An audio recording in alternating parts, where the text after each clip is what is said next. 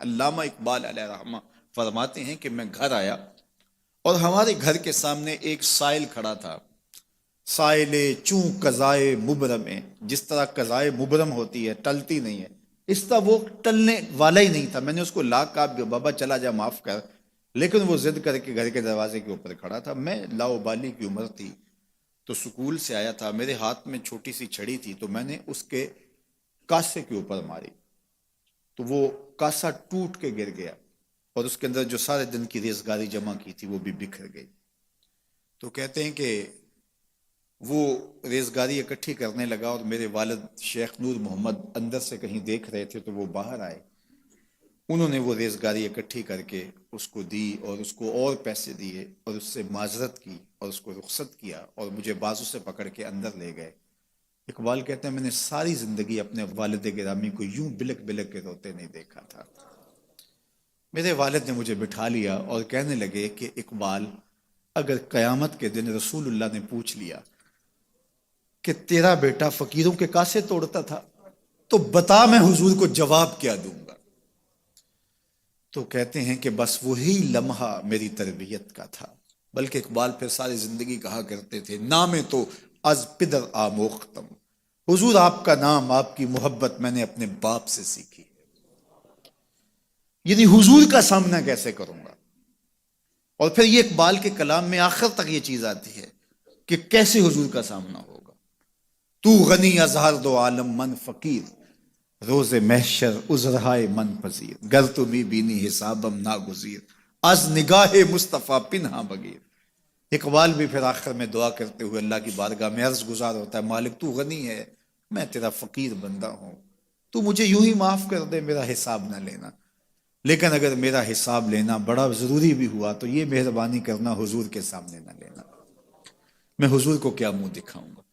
تو یہ فکر ملی کہاں سے؟ یہ باپ کی تربیت سے ملی، یہ ماں کی آغوش سے ملی. تو یہ ماں باپ کی ذمہ داری ہے کہ بیٹا جب کسی کا دل توڑے، جب کسی سے زیادتی کرے، تو باپ وہیں اس کا راستہ روکے. اور ایک فقیر کا لا ابالی پن کے اندر کاسا توڑ دیا، اور باپ نے پھر ایسی تربیت کی کہ اقبال ساری زندگی لوگوں کے دل جوڑتا رہا، ساری زندگی بتاتا رہا کہ انسان کی اصل صورت کیا ہوتی ہے. دل نہیں شاعر کا ہے کیفیتوں کی رستخیز، کیا بتاؤں کہ درون سینہ کیا رکھتا ہوں میں، در غم دیگر بسوزو دیگر آرا ہم بسوز، گفت مت روشن حدیث گر توانی دار ہوش، کہہ گئے ہیں شاعری جزویست از پیغمبری، ہاں سنا دے پڑھ کے ان کو پیغام سروش. وہ کہتا ہے دوسروں کے غم میں جلنا اور پھر اس غم کو جہان میں پھیلا دینا، اسی کا نام شاعری ہے. پھر اقبال نے وکری شاعری کی، شاعر تو اور بھی ہیں، لیکن اقبال کہتا ہے شاعری از مثنوی مقصود نیست، بت فروشی بت گری مقصود نیست، کشتائے انداز ملا جامیم، نظم و نثر او علاج خامیم. وہ کہتا ہے کہ میں یہ بت نہیں بنا رہا کہ یہ غزلیں تراش کے اور یہ نظمیں تراش کے لوگوں سے داد وصول کرو.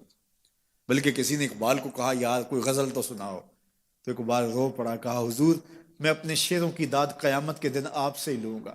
یارہ مرا غزل خانے شمردن، یاروں نے تو مجھے غزل خاں سمجھ لیا، میرا تو مقصد ہی اور ہے. بلکہ ان شعراء پہ تنقید اقبال نے کی، عشق و مستی کا جنازہ ہے تخیل ان کے اندیشہ تاریخ میں قوموں کے مزار، چشم آدم سے چھپاتے ہیں مقامات بلند، کرتے ہیں روح کو خوابیدہ بدن کو بیدار.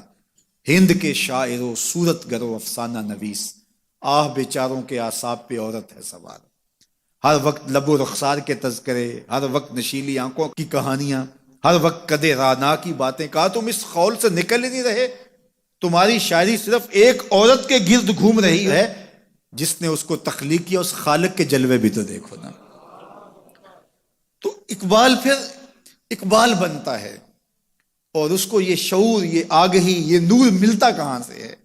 یہ باپ سکھاتا ہے.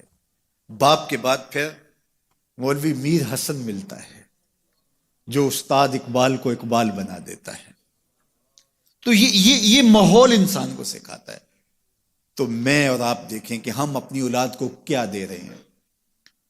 تو کبھی بھی اپنی اولاد کو اس کی اجازت نہ دیں کہ وہ کسی کمزور پر ظلم کرے. جب کمزور پر آپ کی اولاد ظلم کرتی ہے، زیادتی کرتی ہے، تو پھر وہ بڑی ہو کر کے ظالم بنے گی، جابر بنے گی.